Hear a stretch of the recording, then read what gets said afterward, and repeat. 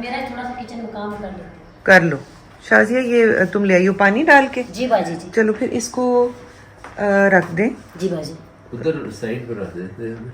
चलिए इसको साइड पे रख। यस।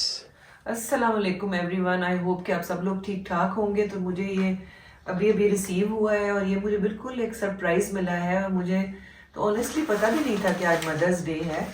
और ये आमना, मरियम, मुइज़, जैन, साद और इब्राहिम की तरफ से है। To the kindest soul, the light of our lives, the most beautiful women, happy mother's day, we love you mama. और ये कार्ड है एंड इट्स सो ब्यूटीफुल यार। और साथ ये केक है, इसको भी अभी कट करते हैं। तो इसके ऊपर मैं मदर्स डे के ऊपर थोड़ा सा कहना चाहूँगी। इसके ऊपर लिखा हुआ भी है मॉम, है ना? किधर? Oh mother's day, happy mother's day, happy mother's day. और केक के ऊपर लिखा है मॉम। ओ केक के ऊपर मॉम लिखा हुआ है। दिखाएं। हाँ देखिए, इट्स सच अ ब्यूटीफुल यार cake, such a beautiful and artistic. I must say कि बड़ी आर्टिस्टिकली बनाया है। उसके बाद ये फ्लावर्स हैं, इसमें है ये सनफ्लावर्स हैं और ये कुछ और ट्यूब रोजेस है। जी ट्यूब रोजेस हैं, इसीलिए इतनी खुशबू आ रही है, मेरे फेवरेट है। हाँ ट्यूब रोजेस। इनको मैं फटाफट सबसे पहले मेरे ख्याल में ये फूलों को पानी में डाल दिया जाए। Thank you Amna, thank you Mariam, Zain, Saad, Muiz, I love you. And Ibrahim भाई। इब्राहिम बेबी। यार ये जो अल्लाह ताला ने जब दुनिया बनाई थी ना, तो सबसे खूबसूरत रिश्ता जो है ना वो ये एक माँ और बच्चे का है। मतलब ये एक ऐसा बॉन्ड है और इतना अनकंडीशनल लव होता है ना ये in between mother and a child. बड़ी टेपें लगी हुई। I am so bad at unboxing things. मुझे कोई बात नहीं, मेरा इतना टाइम लग जाता है कि मुझे लगता है कि 10 मिनट की वीडियो ये खोलने में लग जाएगी। कोई बात नहीं, कोई बात। अब बंद करें, मैं इसको जब ओपन करती हूँ फिर वॉज में डालती हूँ। ओके। खुल गया? खुल गया यार। इतनी देर, जितनी देर में मैंने ये खोला, मैं एक कमीज सिलाई कर सकता था दर्जी। तो आई बड़ी प्यारी खुशबू आ रही है। मेरे बच्चे भी मेरे फूलों की तरह हैं।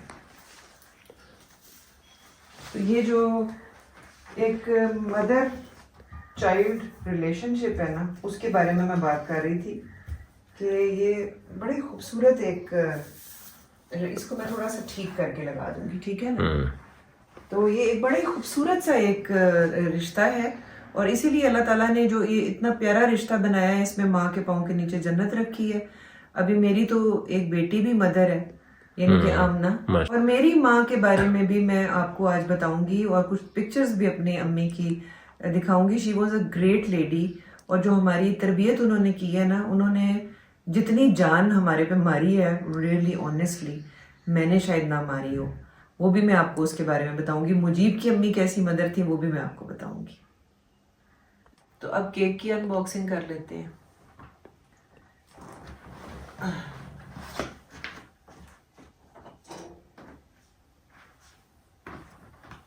आई थिंक मुझे ribbon, all I have to do is to open हो जाएगा इसका। हाँ यस यस, लाइक दिस। वाह यार, इतनी तकलीफ जब बच्चे करते हैं तो मुझे बड़ी खुशी होती है। मुझे खुद मैं कर रही हूँ उनके लिए तो मुझे ज्यादा खुशी होती है। वाह, such a beautiful mom, very beautiful, है ना? बहुत खूबसूरत है। very beautiful।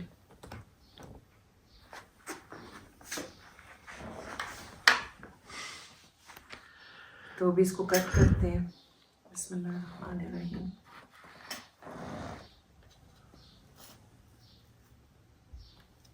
बड़ा यम्मी लग रहा है जी।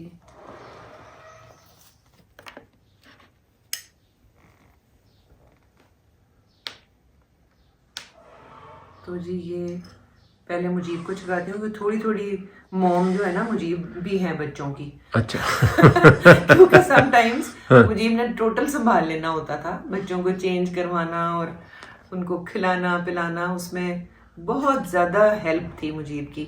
बल्कि हाँ, मैं यहाँ पर आज ही मुझे बाहर कोयल बोल रही थी तो मुझे याद आ गया कि मरियम इस मौसम में पैदा हुई थी, मई में। Happy birthday Mariam, happy birthday Mariam, love you and you may you have a very very successful and very very happy life. मुझे ना बड़े नॉस्टैल्जिया सा हो रहा था क्योंकि तुम जब पैदा हुई थी तो बड़े परिंदे बोलते थे और कोयल बोलती थी, बिकॉज मैं तुम्हें बाहर टेरेस में लिटा के, शीट्स बिछा के लिटा के, तो I use to massage your hair और ऑयलिंग वगैरह करती थी। तुम छोटी सी इसी महीने में पैदा इतनी छोटी सी कि सोफे की गद्दी पर आधी गद्दी पर आई होती थी, बाहर लेकर जब बैठती थी ना तो बहुत मजेदार मौसम होता था और कोयल बोल रही होती थी, परिंदे चहचहा रहे होते थे। तो मुझे इसलिए मरियम की बर्थडे किसी की भी नहीं भूलती है, लेकिन मरियम की दफा जरा नॉस्टैल्जिया सा होता है और याद आता है कि मैं कैसे इसको वहां बिठाती थी।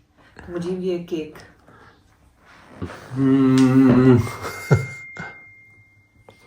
Thank you. कैसा है यार? इतना ये Why छोटा not? पीस दे देना। नहीं, एक अच्छा ताजा पीस काट के देता हूँ मैं। बिस्मिल्लाहिर्रहमानिर्रहीम। यार ये मजे का है। बहुत मजे का फ्लेवर क्या है? It's vanilla. Vanilla mix type कोई फ्लेवर है ना? थैंक यू सो मच बच्चों। थैंक यू सो मच आराम से बच्चों। चाय बनाएंगे। ये 25% मामा की तरफ से। थैंक यू बेटे, थैंक यू बेटियों। ये आपके अंदर की ममता उबल पड़ी है। आज के दिन मैं अपनी माँ को और मुजीब की अम्मी को भी खिराज तहसीन ही पेश करूंगी, क्योंकि उन्होंने जो अपनी पूरी जिंदगी है ना, उन माओं ने बहुत डेडिकेट की है अपने बच्चों को। मेरी माँ खास तौर पर जो है वो बहुत ही हार्ड वर्किंग थी। हमारे बचपन में हमारी स्कूलिंग, यूनिफॉर्म साफ हों, वहाँ पर हमारे फ्रेंड्स कौन है, हमारी टीचर से जाकर मिलना, हमारे जो वीक पॉइंट्स थे पर्सनैलिटी के उसके ऊपर बैठकर हमें समझाना, वहाँ से उन्होंने हमें बिल्डअप करना शुरू किया है। जैसे एक मालीनी पौधा लगाकर फिर देखता जाता है कि वो कैसे बड़ा हो रहा है और उसमें और क्या कमी बेशी पूरी करनी है। मेरी माँ ने ये की है। मेरी माँ ने इतनी मेहनत की है और वो इतनी मेहनती औरत थी और इतनी ज़्यादा ट्रेन करती थी वो एक इंसान को कि हमारी कजन्स जो हैं उनको गर्मियों की छुट्टियों में उनकी माएँ भेज देती थी कि भाई मुमताज़ के पास चले जाओ। समटाइम्स मैं अम्मी को कहती थी कि अम्मी आप हर चीज़ में इतना ज़्यादा परफेक्शनिस्ट हैं, आप इस तरह क्यों हैं? तो अम्मी कहती थी कि मैं इसलिए हूँ क्योंकि मैं चाहती हूँ कि तुम्हारे से बेहतर और कोई ना हो। ये हमेशा जवाब होता था। प्यार बहुत करती थी, फ्रेंडली भी बहुत थी, प्रिंसिपल्स वाली थी हमारी। जब शादी हुई हमें चीजें जिंदगी की समझाई, हमें हर चीज की इजाजत दी हुई थी, लेकिन एट द सेम टाइम किस बात पे हमारा नुकसान होगा, क्या मुसलमान औरत किस तरह चलती फिरती है या कैसे अपनी जिंदगी गुजारती है, समझा दिया।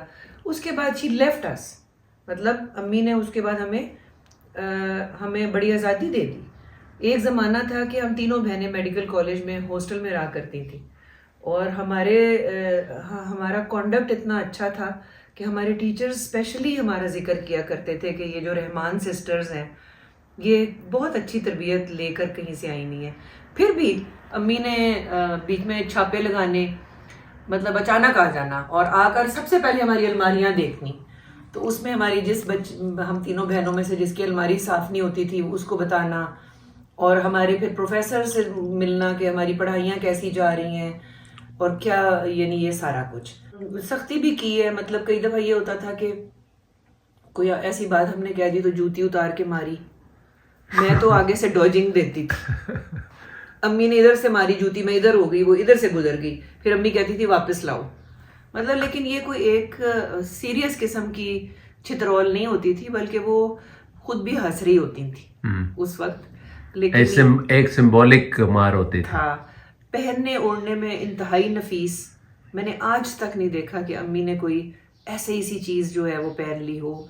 उठना बैठना, डिनर्स वगैरह देना, फ्रेंड्स उनकी बहुत अच्छी नफीस तबीयत की ख़वातीन से अम्मी की फ्रेंडशिप थी और अब्बू के साथ बहुत अच्छा रिलेशनशिप।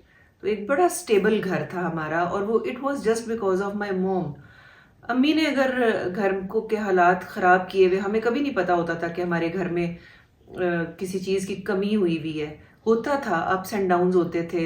कई दफ़ा अब्बू फाइनेंशली क्राइसिस में होते थे, लेकिन हमें कभी अम्मी ने नहीं होने दिया था। अम्मी किसी ना किसी तरह कॉम्पनसेट कर देती थी और घर में बहुत तहम्मुल से वो सारा हमारा चलता रहता था। इसी तरह अगर मुजीब की अम्मी, जब मेरी शादी होके आई है तो मैंने इतनी लविंग और इतनी डेडिकेटेड माँ मैंने अपनी ज़िंदगी में नहीं देखी। शी वॉज द मेरी अम्मी तो अपना बहुत ख्याल करती थी। मुजीब की अम्मी बेलॉस, उन्होंने कभी अपने लिए कुछ इतना किया ही नहीं था। एवरी डे सुबह से लेकर शाम तक she used to cook and she used to work for her kids. और मुजीब की बहनें अपने बच्चों के साथ आती थी तो अम्मी ने मेरी सास ने उनको संभालना, मुझे भी संभालना, और मुझे किचन में मैं सिर्फ उनको असिस्ट करती थी। मेन हर चीज़ उन्होंने खुद संभाली हुई थी and she was proud of that कि उन्होंने इतना किया and everyone was proud of her. अभी तक उनका इसी बात के ऊपर जिक्र होता है। उनसे ज़्यादा कुर्बानियाँ देने वाली और प्यार करने वाली माँ मैंने देखी ही नहीं है। तो मैं अभी इस व्लॉग के एंड में अपनी और मुजीब की मदर की जो पिक्चर्स मुझे मिलेंगी मैं आपको दिखाऊंगी। जिनकी माएँ जिंदा हैं, मेरी उनसे गुजारिश है कि वो उनको इस चीज़ को चेरिश करें। प्लीज़, आपके पास दुनिया में ही जो है ना जन्नत कमाने का इससे बड़ा मौका और कोई नहीं है कि यार माँ की खिदमत कर लो और जन्नत कमा लो, क्योंकि अल्लाह ने जो कहा है ना कि उसके पाँव के नीचे जन्नत है, तो वो अल्लाह ने कहा है और वो आपको मिलेगी। तो ले लें जन्नत और अपनी अपनी माँओं के कदमों में बैठ जाएं। अगर वो डांटती हैं, उनकी डांट बर्दाश्त करें, उसका आपको डबल अजर मिलेगा। जो खुद माएँ बनने वाली हैं उनको चाहिए कि वो अपने बच्चों का पूरे दिल से और पूरे अपने आप को डेडिकेट करके बच्चों की अपब्रिंगिंग करें, क्योंकि जो बच्चे आज के बच्चे हैं वो कल की कौम बनेंगे। तो जो माँ है she should be well fade, अच्छा उसको खुराक अच्छी दें इस मुल्क में, उसको she should be educated, she should be confident, क्योंकि जैसी माँ होगी वैसी आपका आगे नेशन होगा। वही औरत बच्चा पैदा करेगी, वही अपब्रिंगिंग करेगी, वही नस्ल जो है वो आगे आपकी मुल्क की नस्ल होगी। तो मुल्क की कामयाबियां जो होती हैं वो ग्रेट माँओं की वजह से होती हैं। ये बात बड़ी इम्पोर्टेंट थी जो मैं आपको बताना चाह रही थी। बाकी अपना खुश रहें, अपना ख्याल रखें। कल तक के ब्लॉग के लिए अल्लाह हाफ़िज़। ये है मेरी अम्मी, क्वीन ऑफ माई हार्ट, मेरी माँ। अम्मी अब्बू,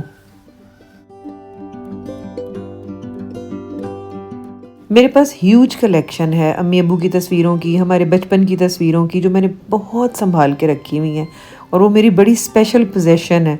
जब भी मेरा दिल उदास होता है या मुझे मेरा बचपन याद आता है तो फिर मैं वो तस्वीरें निकालती हूँ, बैठ के देखती हूँ, तो मुझे वो सारी रौनकें याद आ जाती हैं जब हम सब इकट्ठे थे एज अ बहन भाई वगैरह और अम्मी अब्बू, और याद करती हूँ। अम्मी की गोद में आसिम मामू और इससे नेक्स्ट पिक्चर में मैं बैठी हुई हूँ कैट के पास अम्मी बैठी हुई हैं।